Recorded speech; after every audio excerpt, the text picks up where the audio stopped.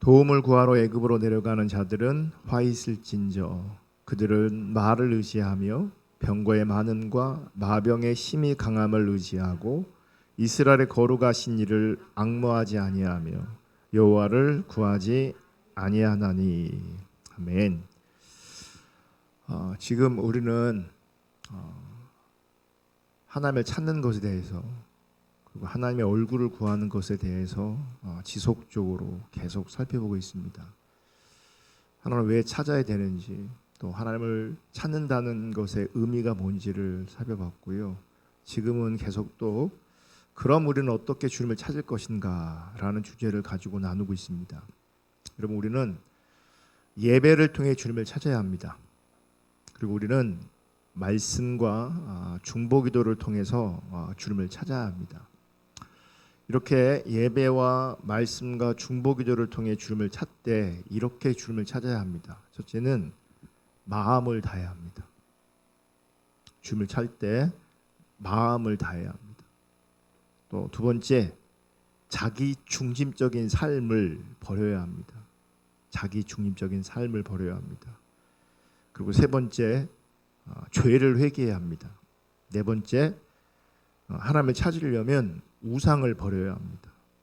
다섯 번째, 하나님을 찾으려면 세상 사랑을 버려야 합니다. 그래야 하나님 관점에서 우리가 하나님을 찾게 되고, 그렇게 하나님을 찾을 때 의미가 있는 거죠. 하나님 앞에서.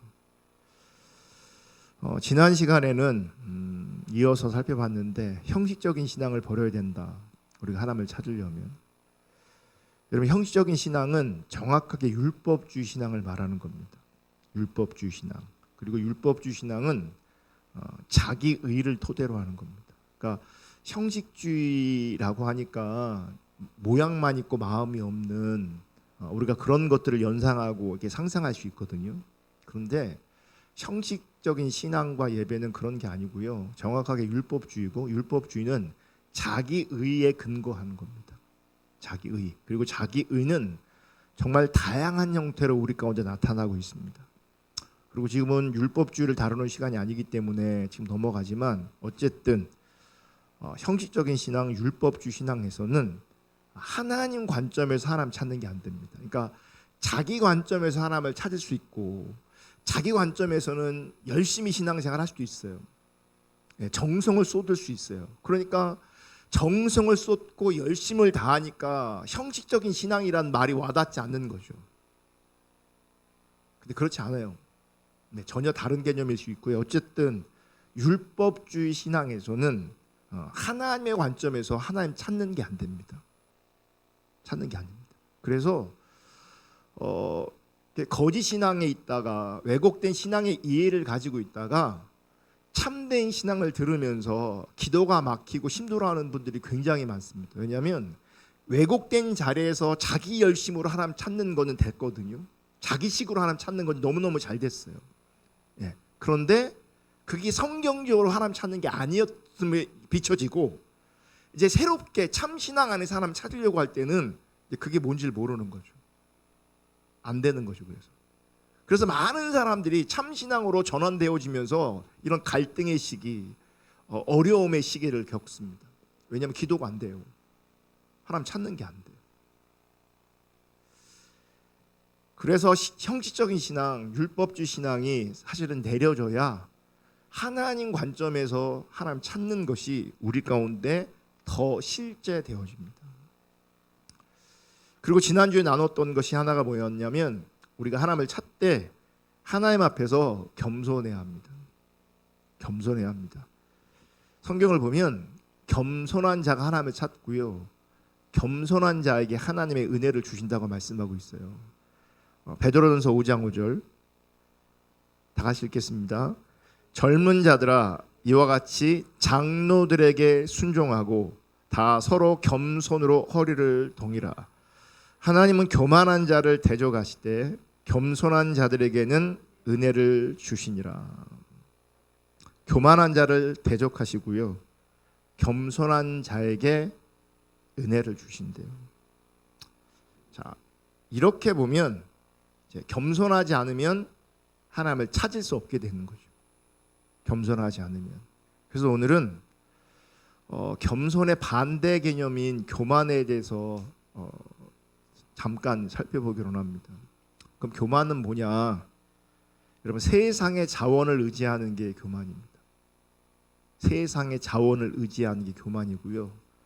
그 세상의 자원 안에 뭐가 있냐면 자기 의도 포함되는 겁니다. 그러니까 우리는 세상의 자원이라고 하니까 세상의 어떤 것들을 내가 의지하는 것을 연상하거든요. 예. 그러면 세상의 어떤 것을 의지한다고 할 때 나랑 상관없을 수도 있어요. 많은 사람들이.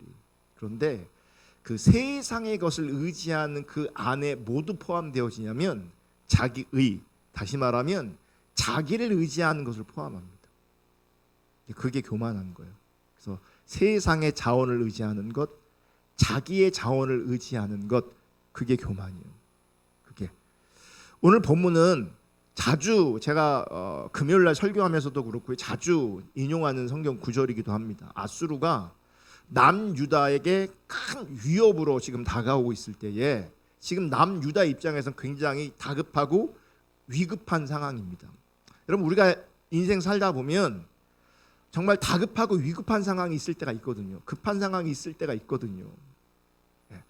지금 남유다도 다급하고 위급한 거예요. 근데 이때 남유다가 한 것이 무엇이냐면 애굽으로 사신을 구해서 그들에게 화친을 구하면서 그들에게 도움을 구하는 겁니다. 화친을 청하면서. 다시 한번 읽어볼게요.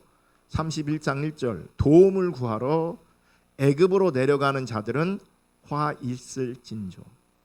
여러분, 성경을 읽을 때 이런 관점으로 보셔야 돼요. 성경은 이미 하나님의 관점으로 우리 가운데 말씀하고 있는 거거든요.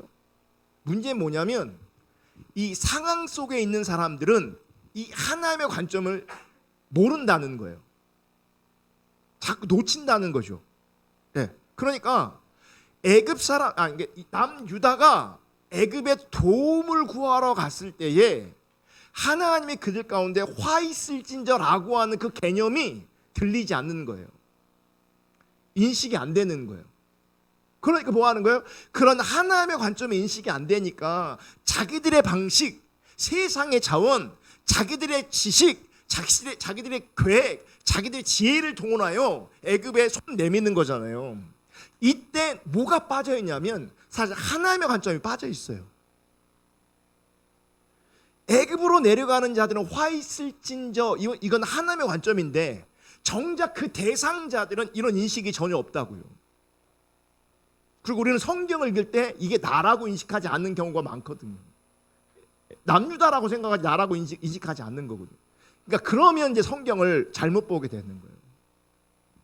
그들은 말을 의지하며 병거의 많음과 마병의 심히 강함을 의지하고 이스라엘의 거룩하신 이를 앙모하지 아니하며 여호와를 구하지 아니하나니.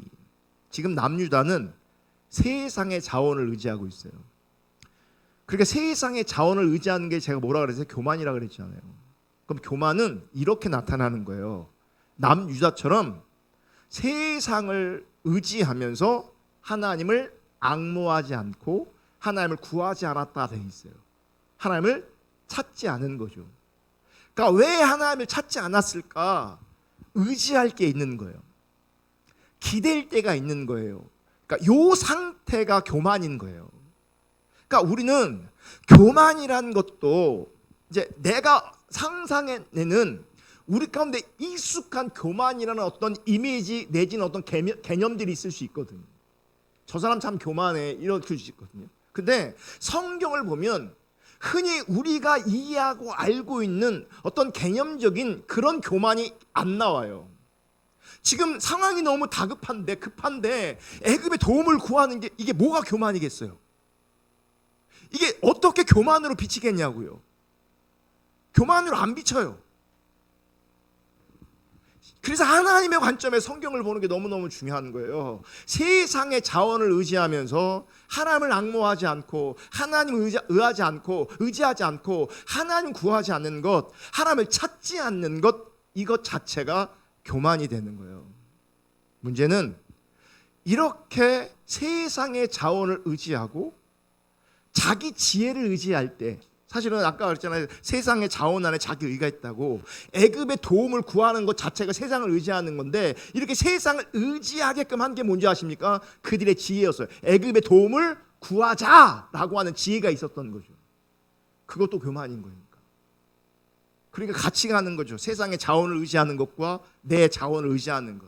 세상의 자원을 의지하는 시작은요, 자기 자원이에요. 내 지혜를 따라가는 거죠. 자기 생각을 따라가는 거죠. 자기 감정을 따라가는 거죠. 그런데 그렇게 교만한 상태에 있으면, 그래서 하나님을 찾지 않으면 결과가 심각하다는 거예요.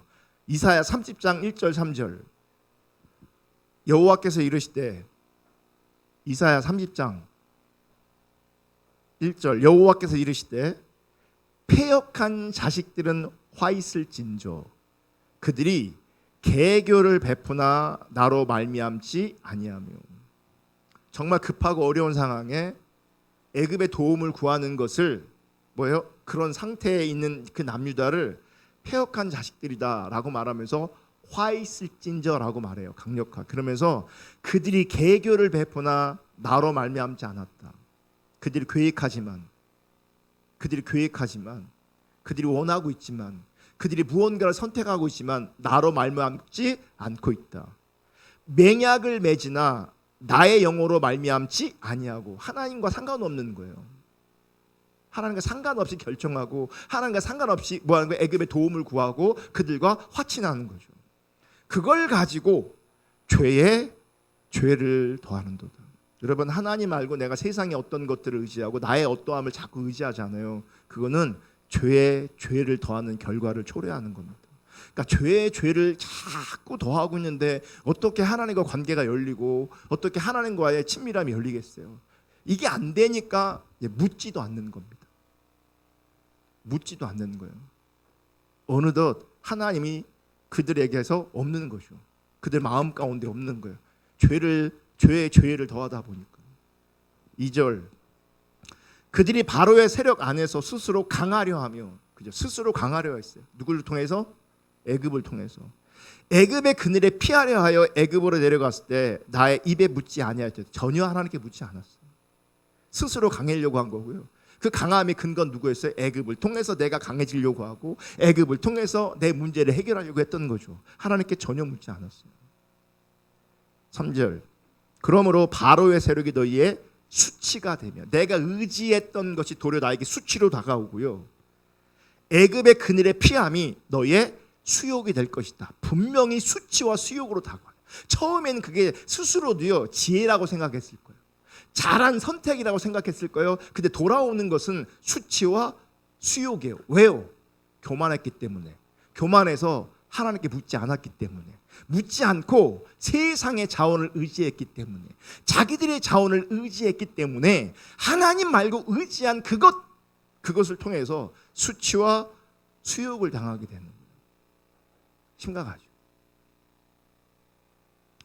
또 교만의 전형적인 열매가 있습니다. 뭐냐면 안일함이에요. 안일함.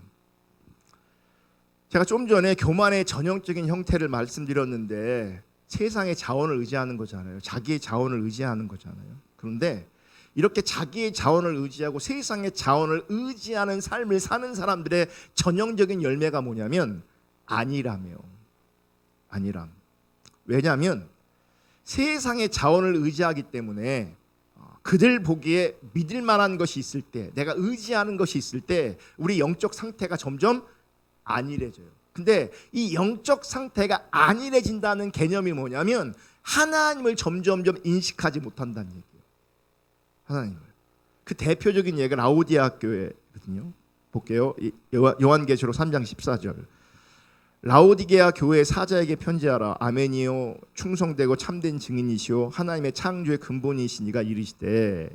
15절. 내가 내 행위를 아노니. 하나님은 아세요.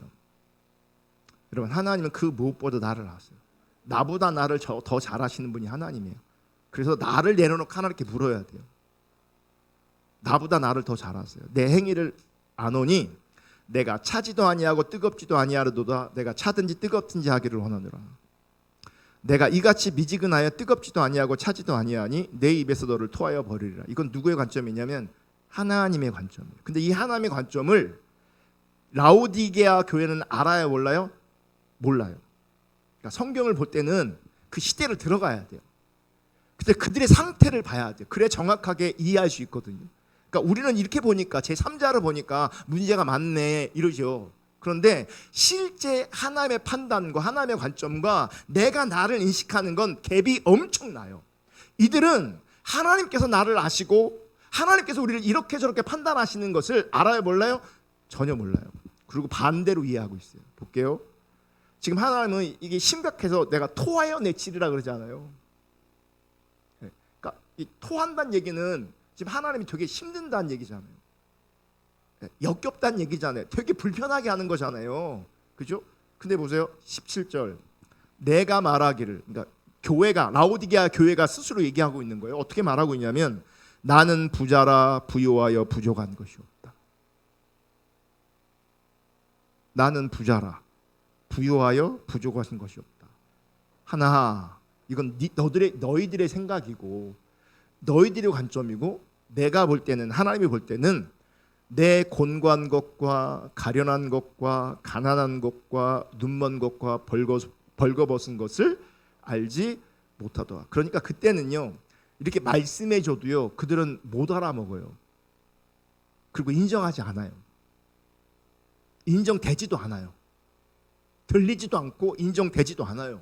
왜요? 나는 부요하다. 나는 부족한 것이 없다. 왜 그럴까? 이제 하나님의 관점을 잃어버리는 거예요. 그래서 안일함은 그러니까 게으름 뭐 이런 게 연상될 수 있는데 그게 아니고요. 안일함은 하나님의 관점을 잃어버리는 것이 안일함이에요. 그래서 교만한 자들, 그러니까 하나님을 찾지 않는 교만한 자들의 특징이 뭐냐면 영적으로 안일해져요. 다시 말하면 하나님의 관점을 잃어버려요. 하나님의 관점을.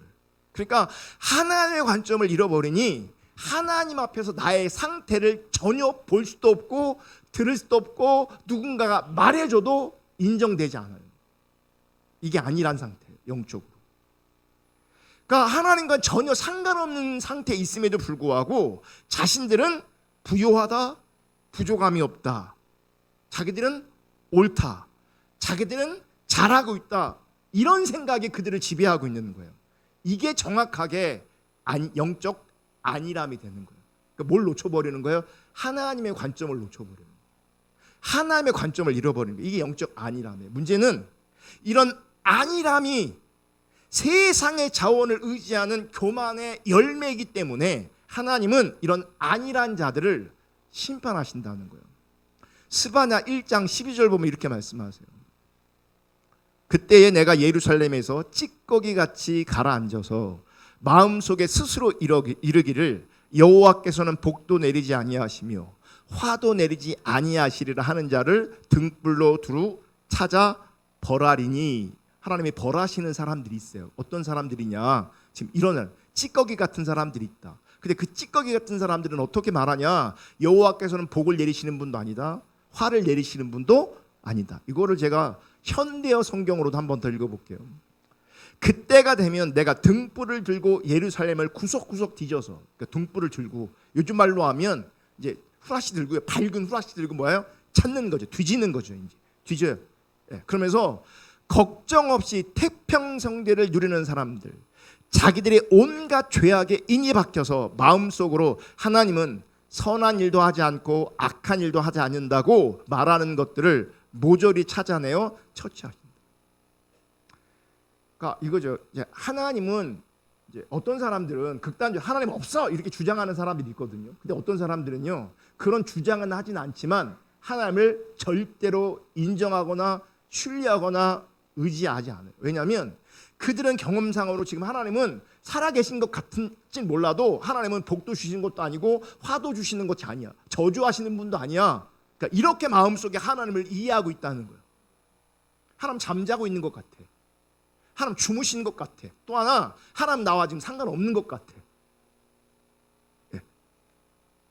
그러니까 안일한 자들은요, 이렇게 하나님을 전혀 인식하지 못하는 사람이요, 하나님을 인정하지도 않는 사람이에요. 왜 이런 사람을 안일한 사람이라고 말하냐? 그러니까 우리나라 성경에는 그런 표현이 없는데 영어 성경에는요, 지금 이런 사람들을 안일한 자들이라고 표현하고 있어요.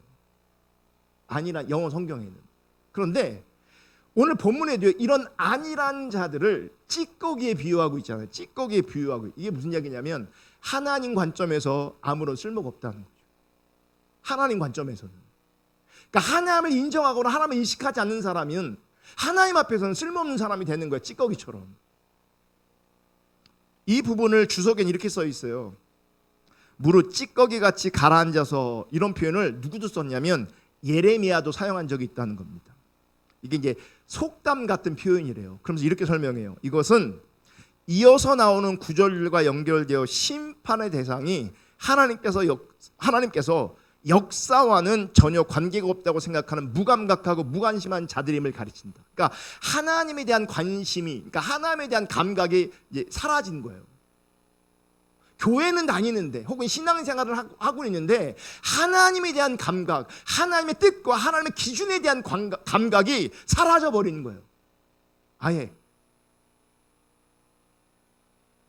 그들은 포도주에 가라앉은 찌꺼기와 같아서 그냥 내버려둘 경우 질 좋은 포도주를 나쁘게 만드는 역할을 하게 된다. 그러니까 이건 나쁜 거니까 버려야 되는 거죠. 이러한 방관자들은 하나님께서 세상을 지배하시고 간섭하신다는 섭리 자체를 부정하고 하나님은 자신의 생활과 전혀 무관한 존재라고 무시하기까지 한다. 이게 여러분 영적인 안일함이라는 거예요. 이게 하나님 나와 상관이 없다. 하나님 잠드셨나 보다. 하나님 나를 모르시나 보다. 이게 영적인 안일함이에요. 이게 쌓이다 보니까 이제 하나님은 내가 뭐 하는 거예요? 뜻을 구하고 이게 하나님 뜻인가? 이게 하나님 기준이 찾는 게 아니라 이제 무시되는 거죠. 네, 무시되는 거예요. 그러니까 하나님이 무시되니 어떻게 됩니까? 내가 생각해야 되는 거예요. 이게 자기 자원이 되는 거죠. 그럼 그게 교만이 되는 거예요. 그럼 그걸 어떻게 하신다고요? 벌하신다고요. 분명히 어떻게 벌하신다고요? 구석구석 찾아서, 등불을 들고 구석구석 찾아서 이러한 자들을, 이렇게 영적으로 교만하고 영적인 안일한 자들을 하나님께서 벌하신다고 말씀하고 있는 거예요. 그래서 무서운 거죠. 이 교만함이, 이 영적 안일함이. 그리고 이 찌꺼기 같은 안일한 자들을 성경은 또 뭐라고 표현하냐면 악인이라고 표현해요. 시편 10편 3절 4절.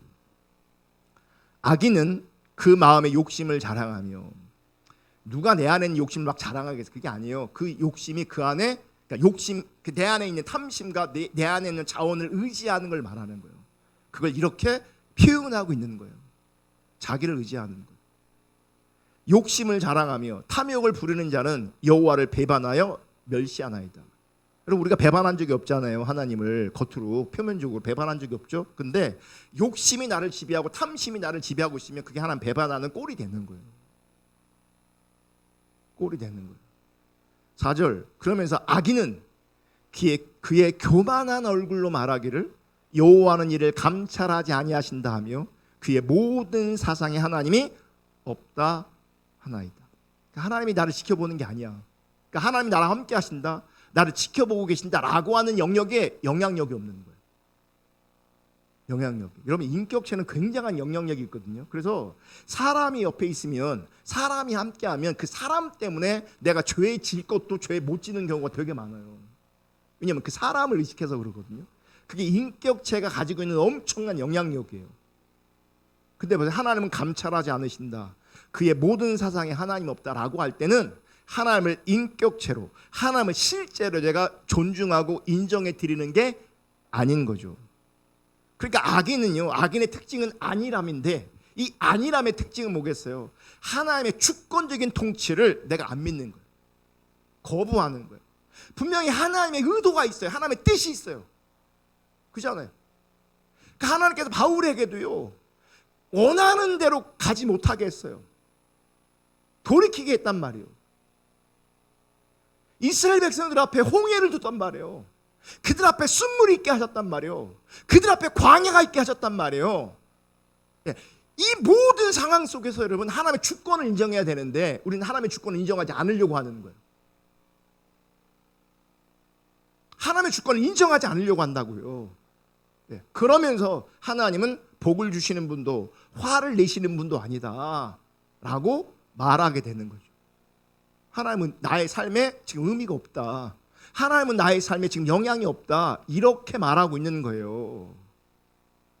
문제는 이렇게 말한다는 개념인데 실제로 입술을 통해서 그렇게 말하고 있는 것이 아니에요. 여기서 이렇게 말한다는 건요, 이사야서도 나오고 아모스도 나오지만 지금 성경에 나오는 악인의 개념은요, 하나님 없는 세상 사람들을 말하는 게 아니에요. 하나님 믿고 있는 사람들을 말하고 있는 거예요. 이스라엘 백성들을 향해서 그렇게 말하고 있는 거예요. 그러니까 우리식으로 말하면 기껏 금요일 날 예배 왔는데, 기도하러 왔는데 우리 같은 경우에 하나님께서 악인이라고 얼마든지 할 수 있다는 거예요. 성경이 말하는 그 악인이 교회 안 나오는 세상 사람을 말하는 게 아니고 이스라엘 백성들을 말하는 게 대부분이라고요. 그러니까 이방 사람들을 향해서도 악인이라고 말하지만 많은 경우요, 신앙생활 하고 있는 그들을 향해서 악인이라고 말하고 있다고. 악인이라고. 그러니까 이 악인들은 입술로 말하고 있는 게 아니에요. 그들의 행동이 말하고 있는 것을 하나님께서는 그들이 그렇게 말하고 있다고 하나님께서 여기시는 거예요. 하나님께서. 말라기 2장 17절 볼게요. 말라기 2장 17절. 너희가 말로 여호와를 괴롭게 하고도 이르기를 우리가 어떻게 여호와를 괴롭게 드렸나이까 하는도다. 그러니까 말이 안 맞잖아요. 말로 어떻게 한다고? 여호와를 괴롭게 하고 있어, 말로. 근데 실제로는 우리가 언제 하나님을 여호와를 괴롭게 했습니까? 라고 반문하고 있단 말이죠.